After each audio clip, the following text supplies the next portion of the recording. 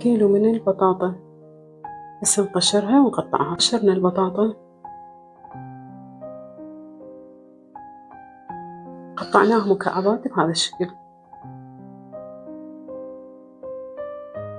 هسه نخلي لها مي بمستواها ونسلقها، نخلي لها رشة ملح. ننتظر البطاطا إلى أن تستوي، يعني تقريبا لمدة 15 دقيقة. المواد اللي أحتاجها إلى صينية البطاطا أو ما تسمى فطيرة الراعي: حبتين طماطة قشرتها وفرمتها ناعم، فلفل رومي حبة واحدة وفرمتها ناعم، بصلة، 200 غرام من اللحم المفروم، ملعقة كبيرة زيت الطبخ.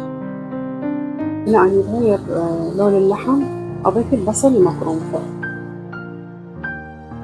وأقلب منه.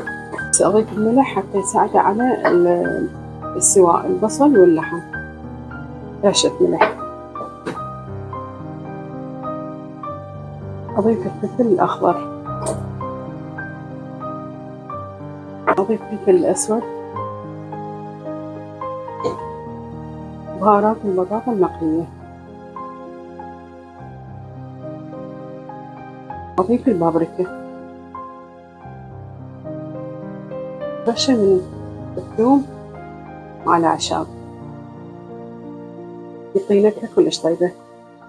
يستوى اللحم والبصل والفلفل أضيف الطماطة وأقلبها. شو استوى؟ أخذ نكهة البهارات والفلفل الأخضر والبصل. هسه نتأكد من البطاطا هاي استوت. هسه نصفيها من المي ونهرسها. صفيت البطاطا من المي وانتظرها شوية تبرد حتى أهرسها. أضيف 50 غرام من الزبدة، نصف كوب من الحليب السائل، رشة من الفلفل الأسود أضيف، وأضيف رشة من جوز الطيب.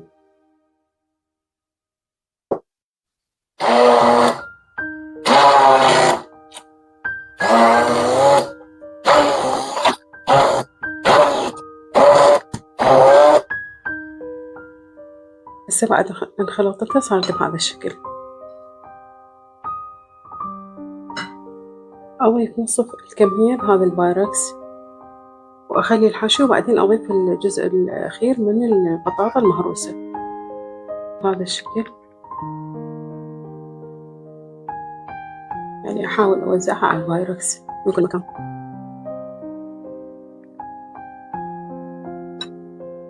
أضيف الحشو أوزعه بالتساوي،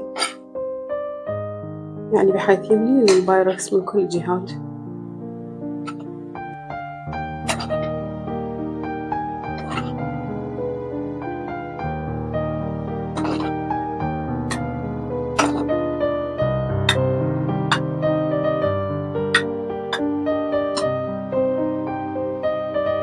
خليت الحشو أضغط عليها حتى تتماسك.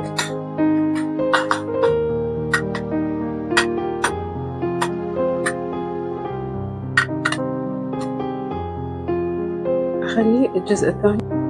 استخدم هذه الآلة مال الآيس كريم، لأن هو يعني تقريبا ساعة اللي خليته.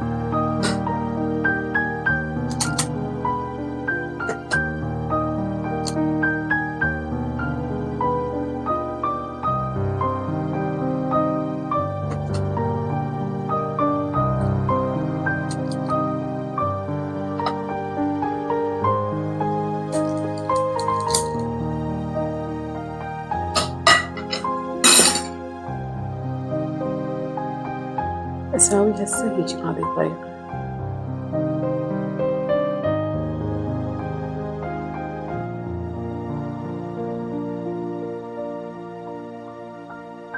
هسه لما أريد أعدلها أحاول بس من فوق حتى ما أخربط الشكل مالتها وتختلط الحشوة ويا البطاطا.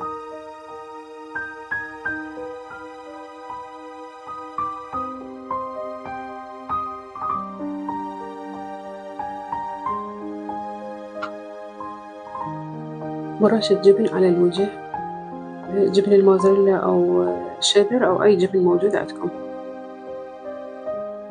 بس أدخل الفرن على درجة حرارة 200 مئوية.